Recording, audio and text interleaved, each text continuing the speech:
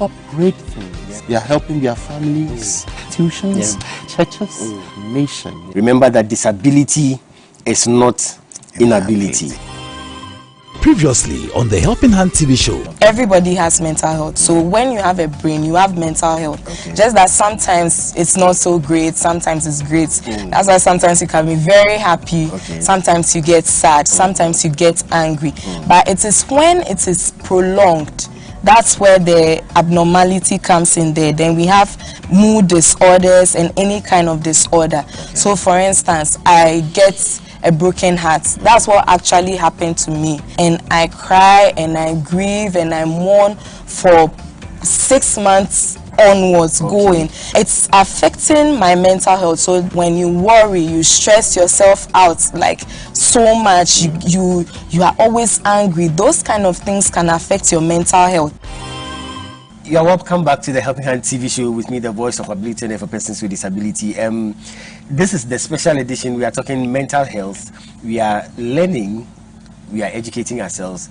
And my good friend Esinam is here with us. Esinam, thank you so much for your time. Thank you. Thank you so much. I'm really grateful. Your story is intriguing. It's interesting. In spite of the fact that when it was happening, it was not that interesting. Yes. Because you have survived, because you have had the turnaround, and we have a lot of lessons to learn from it. Talking about how you can get into toxic relationships. And it's an emotional adventure, so it could even affect your mental health and all that. Do you think, with the benefit of hindsight, do you think that the guy was manipulative? Because I'm listening to your story and it looks to me like he knew you were insecure, he knew you had inferiority complex, and so he was playing on those points. I wouldn't say blame him at all. I too was manipulative.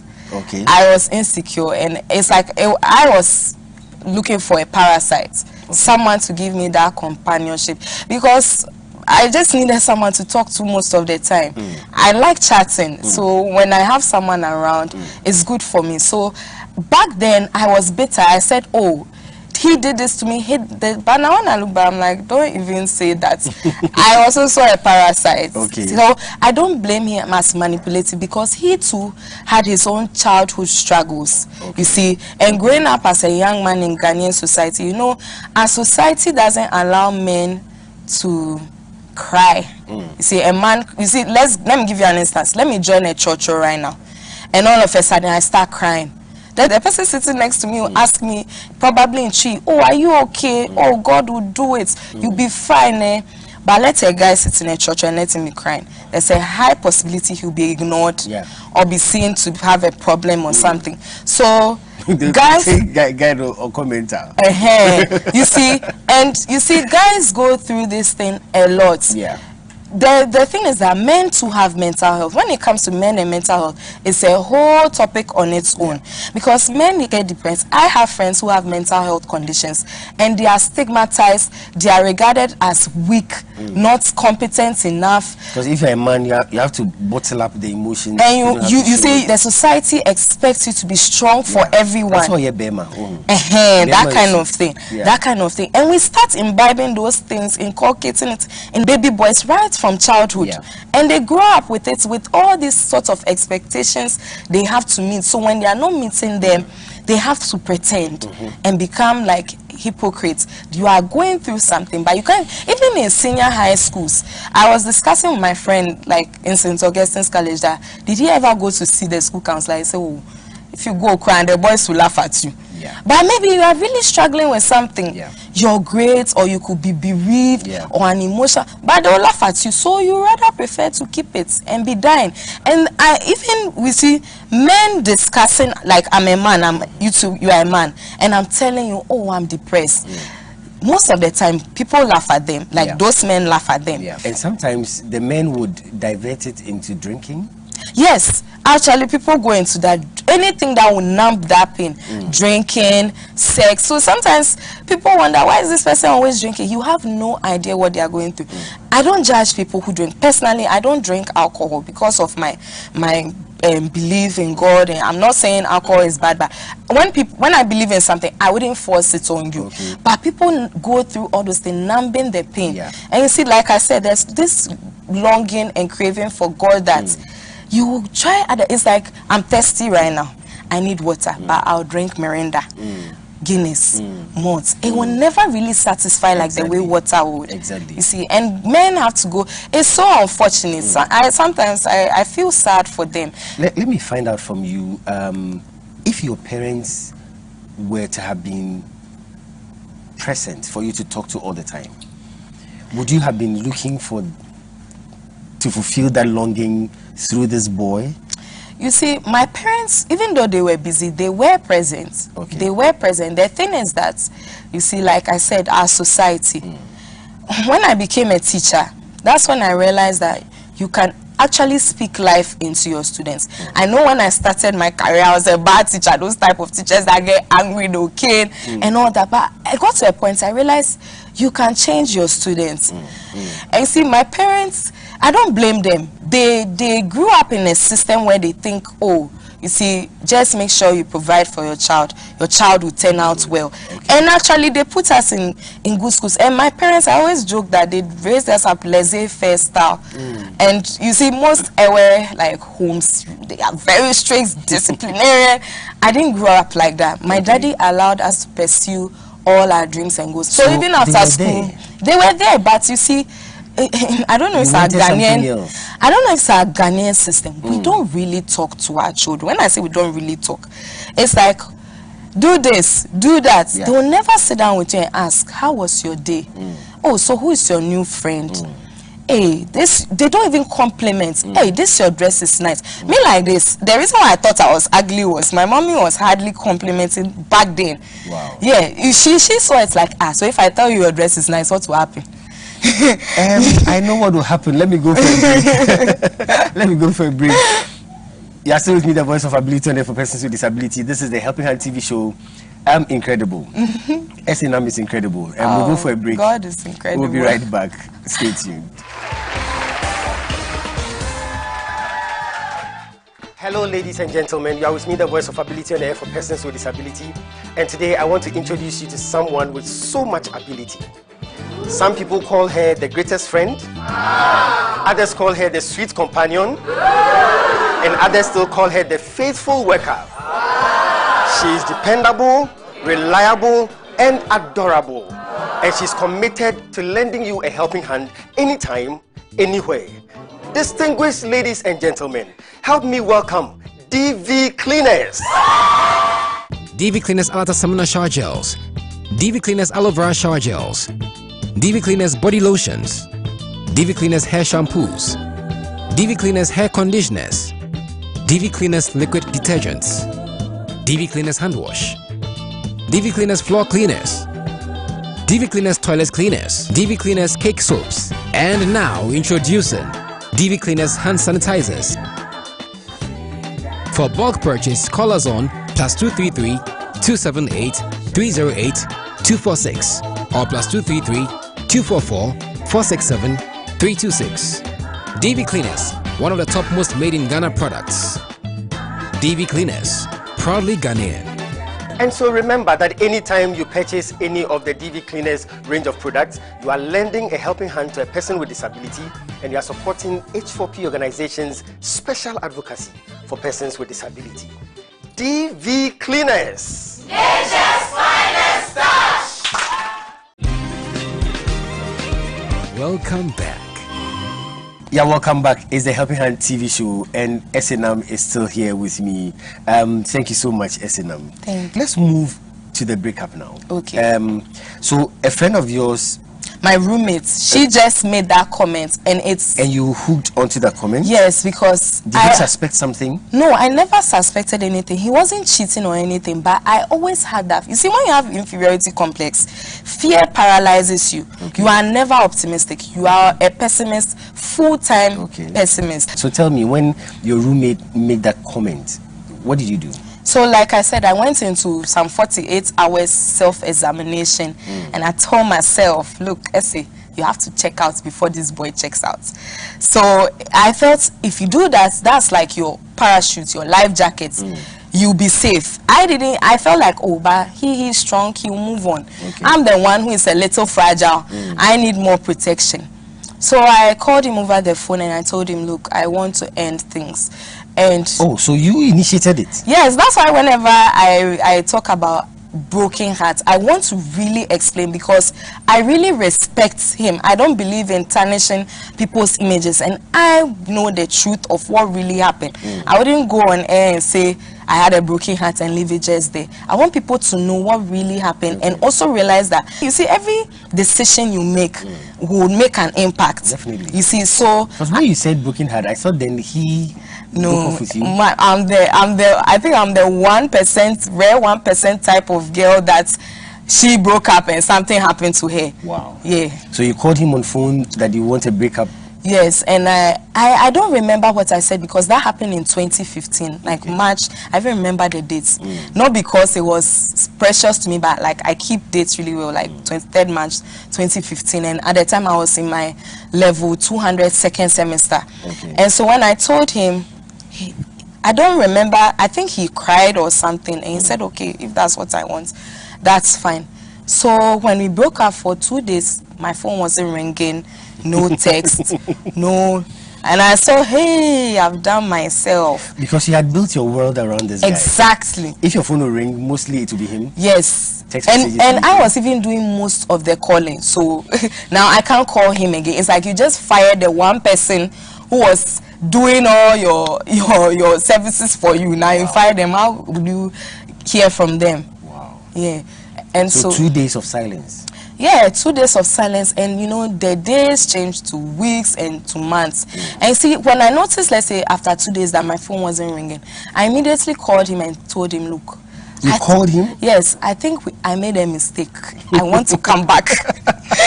And already he had been telling me previously that, you know, Essie, I'm the type of guy that when I date someone and we break up, I don't come for like a part 2 reconciliation. He doesn't do that thing. If it's over, it's over. So I knew that like my situation was going to be very serious. I would need to do a lot of begging. So I kept on begging, calling, and see, when you build your world around such a person, even when your female friends are there crying, it doesn't really satisfy you. And so this was after how many weeks or months when you started begging him? Oh, that week, that very week, I started calling and doing the begging, because I started feeling very lonely. You see, back then I wasn't the kind of person you see sitting here. I was just hung up on him, dependent on him. He was like my everything, even though he wasn't giving me the air to breathe and life to move around. He was like that for like a life support system. Even though you were doing more in the relationship? I wouldn't say I was doing more. Okay. As for that one, I wouldn't say I was doing more, because he was good to me. I had dated one person. I was 16 when I first started dating. My parents didn't even know about it. The guy used to come to the house. All they knew is, oh, Esinam's friend. But I knew we were dating, you see, or Esinam's best friend. And I like my parents for that. They have, whatever you tell them, they believe you. They have very open minds. They don't see, hey, this boy that has been coming there. They don't do that kind of thing. You see. And so I was 16 when I started dating. Now this was my second boyfriend. So that one was not too serious. That first relationship was, and even that person and I are still friends, like friends from junior high school. So we meet on the platform, JHS platform, and all that. So when I started calling, I kept on getting the same no. It's like you call, they say no, we don't have any place for you here. We don't have any place for you here. Then my mind just started realizing that now you are actually being rejected and you should stop. You are not wanted. You shouldn't force it, but I wouldn't stop. I kept on calling, texting, worrying. Then he even told me that now he was seeing someone else. Hey, that's the one that made me even know that this guy had really moved on. So I didn't know I was getting depressed. All I knew was I had low energy. I wasn't eating much. I wasn't going for lectures. I was staying in bed all day. What am I thinking about in bed? What I could have done to save the relationship. What I could have done, what at all I could have done, what I could undo. And you see, as I'm in bed, because I'm a phlegmatic, I have this really big imaginative mind. So sometimes I'll be there and be imagining like our wedding. Because when we're dating, I used to imagine our wedding. Now I'll be imagining the wedding, but this time I'm not the bride. Or sometimes I'll be imagining, hey, what if we grow up and I see him with someone? You see, and those were not healthy thoughts. So. Yeah. And I didn't even know University of Ghana had a counseling and placement center. How didn't I know? Let me go for a break. Let me go for a break. It's interesting. And these are real issues. Yeah. These are real issues. I'll go for a break. SNM is not going anywhere, I promise you. She would continue with the story. It's a Helping Hand TV show. Stay tuned. Focus. True grit. Keep going. Keep your eyes on the prize. No stopping, because winning is not an option.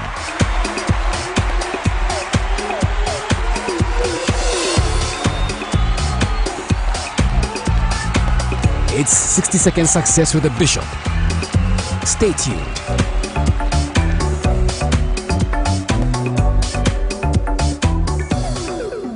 Welcome to 60-second success with a bishop.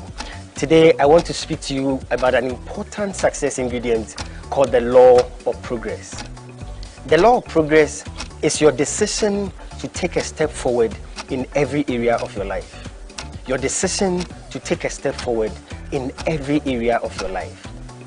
Success is a milestone that is achieved after continuous struggles, hard work, pains, motivation, failures, and repeated efforts. Success, my friend, is a journey made up of failures and successes in life. And those who never see success are those who decide to stand at one place in life, those who refuse to progress. If you really want to be successful, then you have to take a step forward. You have to decide to progress in every area of your life. Every day, make a determination to take a step forward in everything you do, and success will be yours. Thank you. Welcome back. Yeah, welcome back to the Helping Hand TV show with me, the voice of ability and for persons with disability. My good friend SNM is still here, and we are talking mental health. SNM, thank you so much for your time. Thank you too. I'm listening to you and I'm thinking, so now the breakup has happened. I'm depressed. You are depressed, and you don't even know you are getting depressed. Yes. Guilt will come in. Yes. You are a prophet. Everything. How are you going to deal with all that? You see, like I was saying, I didn't know University of Ghana had a counseling and placement center. I could have walked in. Yeah. And so my best friend, Queen Victoria Someni, she was my friend. God brought her into my life at a very strategic moment. So Queen, I told her this is what is going on, and she started noticing that fear was paralyzing me, because the depression got so serious that we'll go for lectures sometime, my head is down the whole time. One time when a lecturer said, what's wrong with her? Then she said, oh, she's sick. I said, okay. I remember there was this time, Queen was unavailable, so my friend Joe sent me to his room at Pentagon Hostel. So we were there, he bought some nice fried rice for me. I couldn't eat. So Queen came to pick me up from there. And you see, it started becoming like, you see, it's like I have malaria and I'm not treating it. It aggravates, it gets serious, it worsens. And so now I started hearing voices. Wow. Like, it's like the voices of guilt. Wow. And hallucinating. I wasn't seeing things, but even my dreams were becoming like nightmares. And now all the spiritual, it's like I got to know every spiritual person. They were like really concerned, praying for me, praying with me. So you were blaming yourself for all that? Yes, it was. Yeah, because I'm the one who said the words. If a part of me was like, if he never said anything, he would have still been in a relationship. But what I know now is that that relationship wasn't built on a solid foundation, it would definitely have broken. It's like Titanic. It would definitely have broken, but I was still there. I wanted a long haul.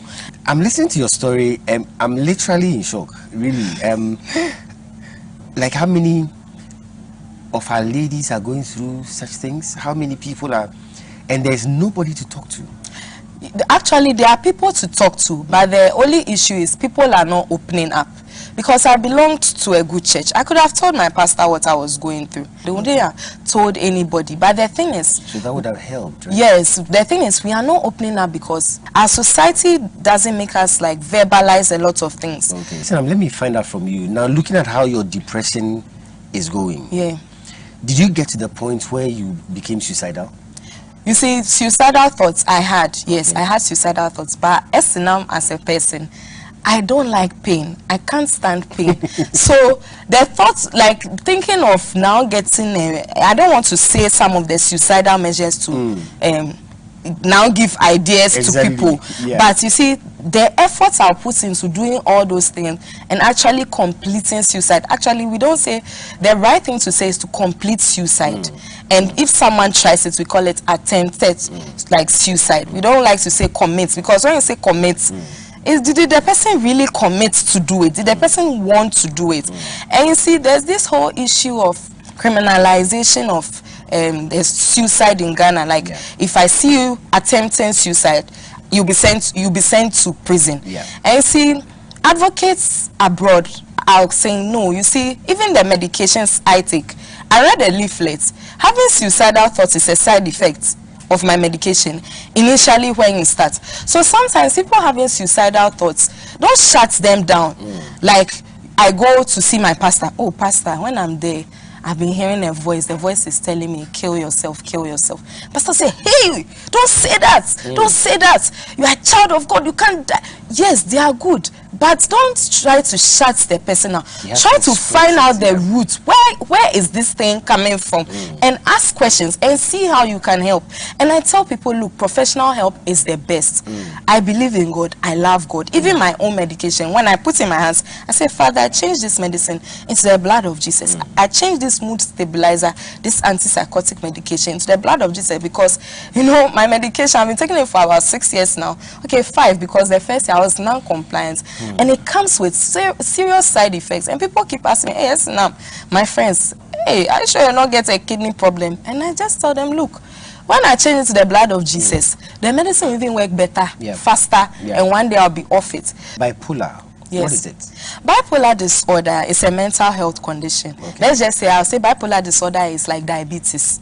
It's a chronic illness, and it's made up of 2 extreme sides. So we have, it's bi, because bi means 2. So 2 poles, polar, pole. So 2 poles. So we have the mania extreme end, and we have the depression.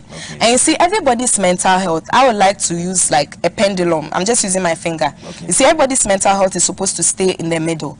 But that's like good, optimal mental health. But when you are bipolar, you swing from side to side. So your moods are very to extremes. To the extreme. So I'm a phlegmatic. I remember when I was manic one time, I went to a salon, and I had taken my mother's money. I was come to spend it, because one of the symptoms about bipolar is you can start doing extreme shopping and all that. So I went there. I said, I want to do my hair, my nails, pedicure, massage. I was actually using my mother's money. And you see, I kept on talking. You see, one of the symptoms of bipolar is you talk a lot, because you're having racing thoughts. Racing thoughts are like flight of ideas. Something will say, why don't you go into makeup? Why don't you go into construction? Why don't you start this business? You like snails, so you like eating snails. Maybe you can start a snail business. So it's like that. So to people, if you are not on medication or seeking professional help, people think you are off, you are weird. And you see, the thing about these mental health conditions are that they are mostly undiagnosed or untreated, because when you are growing up, we see some children and say, this girl there, she's too no, or she's some way, or wait your mommy or small madam, that kind of thing, because they notice you behaving in a kind of way. Maybe that child has a condition, a mental health condition, but if you don't take the child to go and see a therapist, psychologist or psychiatrist to diagnose, you will never know. So imagine I've had malaria since I was 12 years old and now I'm 21. It has worsened over that time period. So now the person would have had plenty breakups, started a lot of businesses, their money will go down the drain, and no one even likes you again. Even your church members do not like you. So sometimes we should be careful when somebody decides, okay, so I want to do this business. They're going to it, it doesn't work, then they stop, then they start another thing. You see, that in itself is not a sign or symptom of bipolar disorder. You see, before my psychologist diagnosed me, she had to study my behavior over a period of time. Sometimes it's annoying because when you go, they'll say, come in next week, come the following week, and they'll make you feel like something like surveys. So, and questionnaires. As you are feeling, then they start realizing, okay, she's actually, even sometimes it takes years for people to actually get diagnosed that they are bipolar, because when the symptoms start, your doctor may think, oh, maybe she has anxiety, because one time when you went, you said, I have a panic attack. So the psychologists are the ones who mostly do the one-on-ones, they talk to you, they don't prescribe medication. The psychiatrists are the ones who prescribe the medication. So sometimes even a psychologist may realize you have a condition before the psychiatrist, because you see the psychologist more often, and then they see, let's say, Bishop, you came to my office, you told me you have anxiety. Next week I see you say no, you got depressed. Now you are saying something else. So they have to study over a time period. Yes, and sometimes it takes just months for them to detect, and sometimes the symptoms are like clearly outstanding for them to know this one, it is schizophrenia. I'll come back to it. Remember, H4P is 10 years old, and we are celebrating the goodness of God, and we are discussing mental health. I'm going to go for a break. When I come back, SNM will continue with the discussion. Stay tuned.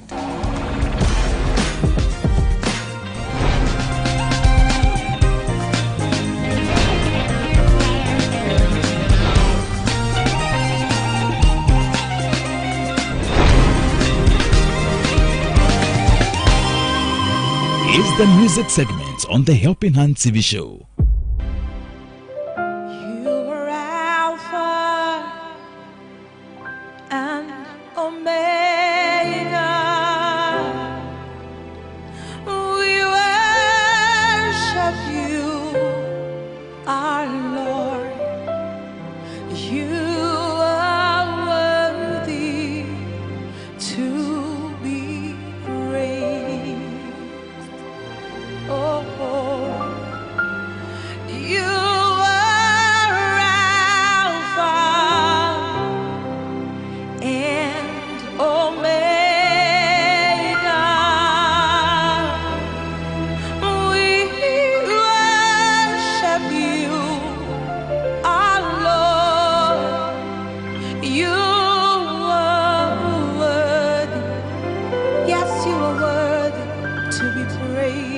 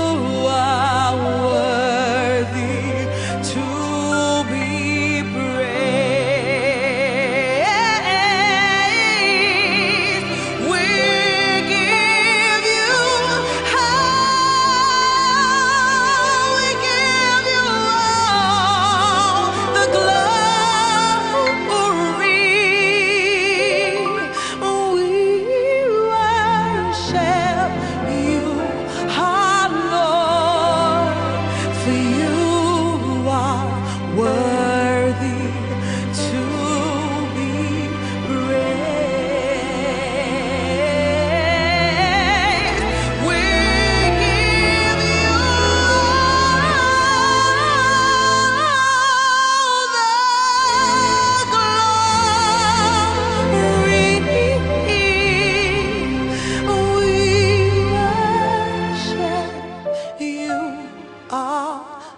Lord, you are worthy to be praised. We give you all, we give you all. Yes, we do. We give you all the glory. Yes, we do. We worship you, our Lord. You are worthy to be praised. We give you the glory. Yes, we do. We worship you, our Lord, 'cause you alone are worthy to be praised. We worship you, our Lord. You alone are worthy. Yes, you are worthy to be praised. And we worship you, our Lord. You are worthy to be praised.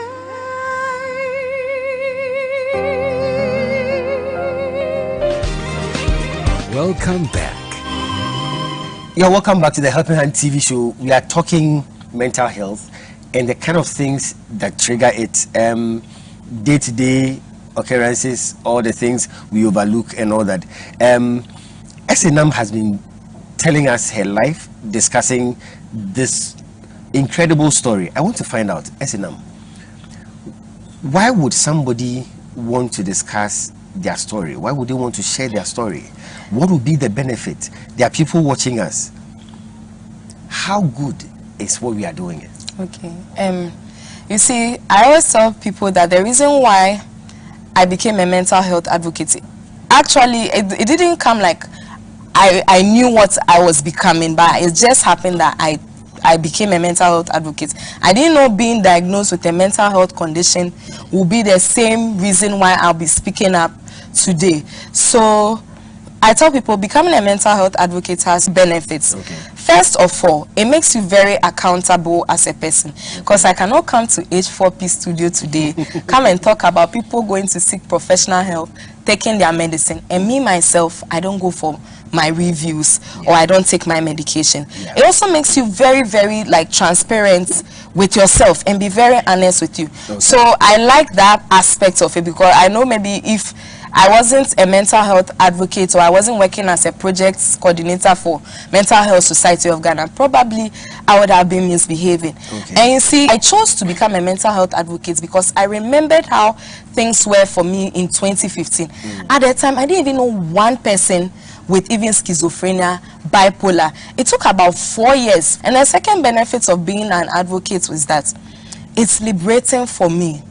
The more I share my story, the more I get liberated. And when I talk about liberation, I'm talking about like celebrating myself. Every year, World Bipolar Day, I tell people it's my second birthday. World Bipolar Day is on March 30th. And when I say I'm celebrating my birthday, I want to thank God for all the successes, the failures, the victories. Let me go for a break. When we come back, we'll be wrapping up. I know you're a writer. Yes. I want to talk about it. Well, we are still talking mental health. My good friend Asiseh is still here. We'll go for a quick commercial break. When we come back, we'll see another side of Asiseh. Stay tuned.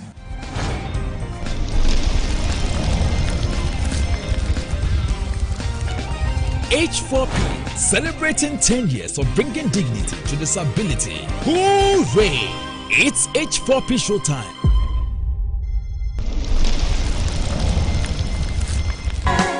It's all I desire,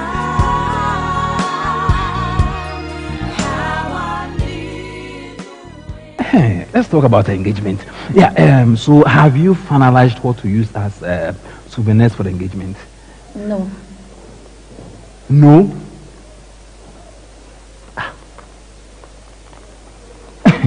Okay. So how about your dress? Something beautiful and romantic for you to wear on that special day.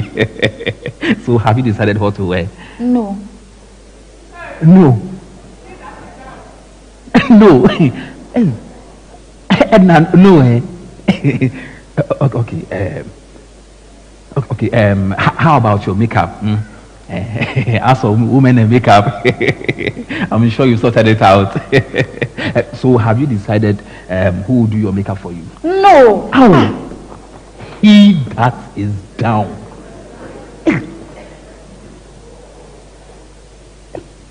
Oh, Edna, but we just have one more week to go. Oh, Edna.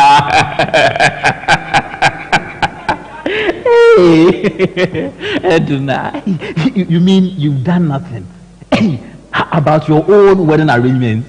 Oh, Edna. Oh, Edna. You mean nothing at all? Oh. Edna. Oh.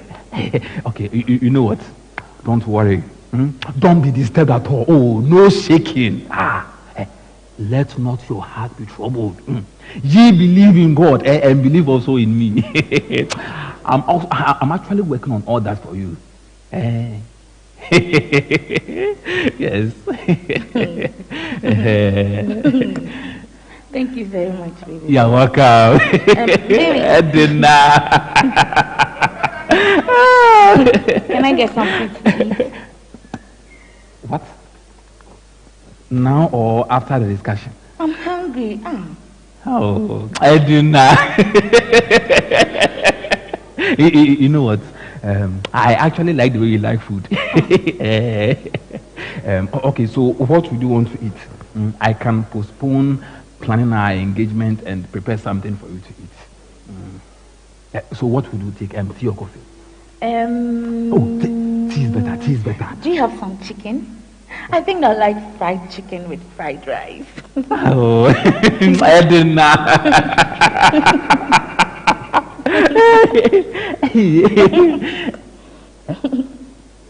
Fried chicken with fried rice at this time. Oh, I do not. Okay, why don't we go to a restaurant and get it? Restaurant? It's just across the street and your food is so nice. No, baby. Please, you go ahead and get it for me, okay? I'll wait for you. Oh, Edna. You mean I should stop planning our engagement and go buy the fried chicken with the fried rice for you? Oh, Edna. Okay. Just give me a few minutes. Okay, thank you. Oh, Edna. He that is down. Fried chicken with fried rice. When you can take tea.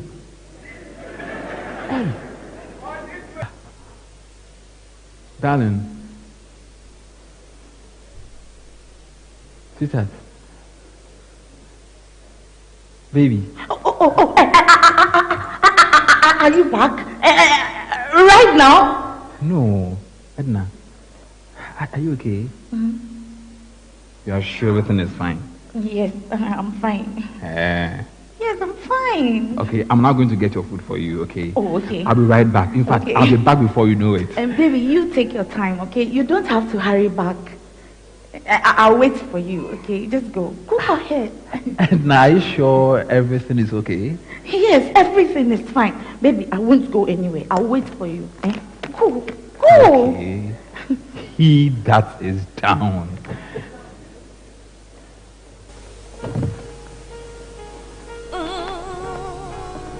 Purchase copies of the H4P Melodrama DVDs today. Contact H4P on +233 209 555 777 or +233 596 313 338. All sales are for the promotion of our disability advocacy. So grab your copies now. It's H4P Show Time. It's 10 years of bringing dignity to disability. H4P Ajiko. Yeah, welcome back to the Helping Hand TV show. We are talking mental health. My good friend Esinam is still with us. Esinam, again, thank you so much. I'm most welcome. Thank you so much. Before we wrap up, you are a writer. Yes, hoping to be a best-selling writer one day. Wow. Yes, because all those 4 years in school of writing presentations also developed my writing skills. Like I told you, God orchestrated it. And so I started. So what book are you working on now? I call it, I don't know that I should say the title now before someone steals it. Okay, so don't say the title, but what are you working? Yeah. I'll just describe it as, let's say I'm calling it The Invisible Wheelchair. Okay. You see, so I'm calling it that because in this life is a journey. Everyone is walking or running. Okay. We are all in our different lanes. That's why I can't compete with. Competing with you is actually a waste of time, a waste of energy, because God has given us different talents, abilities, and He has given us different purposes and destinies, what He has called us to be. His will for us, His perfect will for us. So your book is about your story? Yes, it's about my story. Okay. Tell me, when should we expect the book out? You see, I feel like God wants this book to come out when it is ready for the world. Yes, I say that because I started writing last year in March during the COVID lockdown. It wasn't even planned. You see, I believe God speaks through people. So about 3 people I had never even told them I write. 3 different people told me, look, Esinam, with all this mental health advocacy you are doing, I think you should write a book. When I heard the first 2, I ignored. If you started writing from last year, when I say last year, I don't mean every day I've been writing, because last year was a very amazing year for me in spite of the COVID and all. So should we expect it this year? No, not this year. Not this year. Because early next year? Let's see, because I'm someone that middle of next year. I don't know. You see, by the end of next year. Okay, Bishop, let me just be honest with you. So that the book comes out, because we need it. This is what time would allow us to do. Sure. I want to go to the freestyle segment. Okay. So that we wrap up.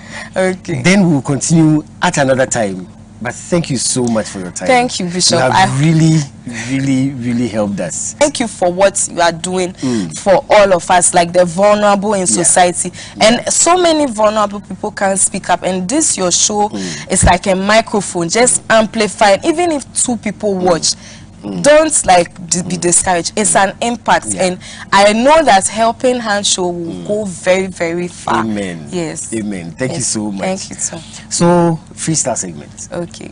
What are you going to do for me, freestyle? I'll sing, because my voice has been one thing that I wasn't proud of, but now I sing whether my voice is nice or not. This is freestyle. All my life you have been faithful. All my life you have been so, so good.